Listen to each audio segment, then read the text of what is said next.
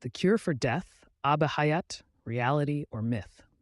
Today we will talk about a topic that everyone has been chasing, from Alexander the Great to today's Silicon Valley billionaires. And that is Aab-e-Hayat. Our traditional thinking considers it only a tale that someone drank a water and became immortal. But wait, what if I tell you that Allah has hidden its formula in Surah Al-Kahf?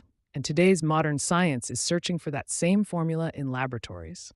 In Surah Al-Kahf, verses 60 to 65, Allah mentions an incident which is the greatest proof of the existence of Aab-e-Hayat. Prophet Musa, peace be upon him, had a fried roasted fish for breakfast. During the journey, they stopped at a special place, Majma al-Bahrayn, the meeting of the two seas.